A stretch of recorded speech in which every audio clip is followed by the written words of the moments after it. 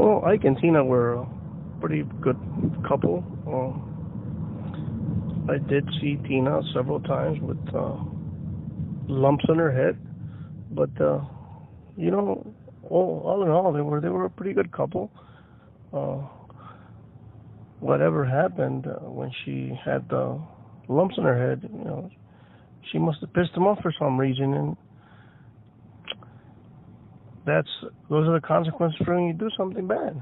And she must have deserved it. That's why she appeared with lumps on her head several times. Yes, sir. Ike Turner was an American musician, bandleader, songwriter, arranger, talent scout, record producer and an early pioneer of 50s rock and roll. Ike met a girl named Ann Bullock, who was an unknown in 1956 while performing with his band The Kings of Rhythm. Ann, knowing Ike was the band leader, chased after him when the set was done, told him the things she would allow him to do to her, and then, being the controlling person that she is, played mind games with him in order to trick and force her way into his band. Ann Bullock then changed her name to an alias, as most women look forward to doing repeatedly over the course of their lives, as it helps allow them to avoid actual long-term accountability for their actions. After continually, almost endlessly pressuring Ike for a suggestion for an alias, Ann Bullock's alias became Tina Turner. Once she was officially in the band and had a new alias, she then pressured Ike into changing the band name to The Ike and Tina Turner Revue.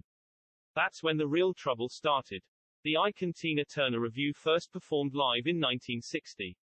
To Ike, Tina was really only good for a couple of things, but he loved her. So he had Ann, now Tina, try to copy the stage movements of James Brown so she might earn her keep within the band long term. Initially, this worked and the group started to make a name for themselves. But then as the years went on, Tina also started mimicking James Brown's sexuality on stage, showing more and more skin with every performance. Tina, becoming an extreme narcissist in the process, adored the attention she received from the audience. Ike, on the other hand, became more and more bothered the more skin she showed. This is evident in historical press photos of Ike and Tina together. What once was an amicable relationship slowly turned into one where Ike tolerated less and less people looking at his woman.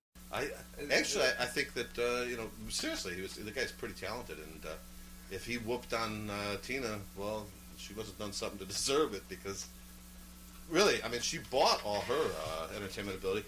I don't want my wife to. You want your wife standing out there in the middle of the stage with a mini skirt that she's wearing around her waist, for God's sake, dancing around, throwing her legs out,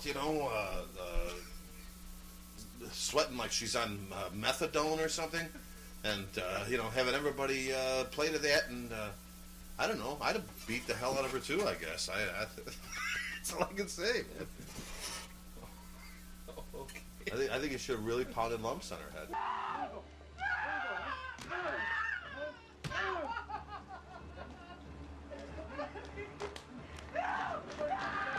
Further research has indicated that, like almost every other woman on the planet, in addition to not wanting to be accountable for her own actions, if in fact Ike did hit Tina, she must have done something to deserve it.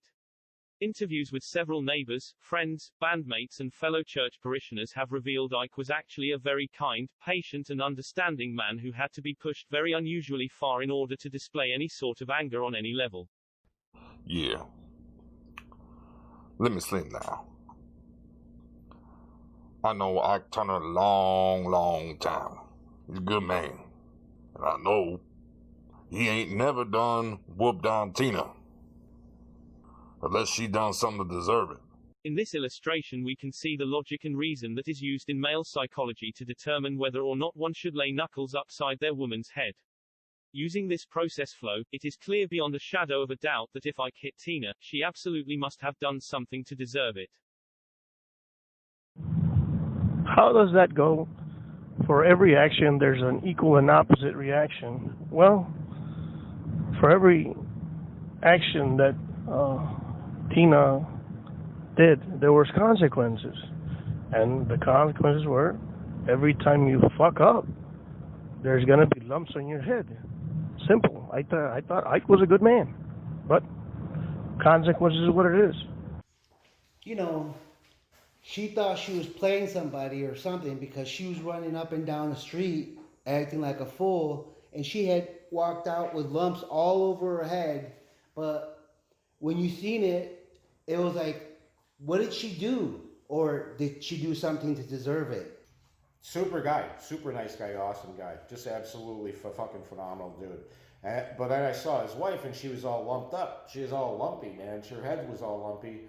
But then she started to speak, and I was like, "Holy fuck, you deserve lumps."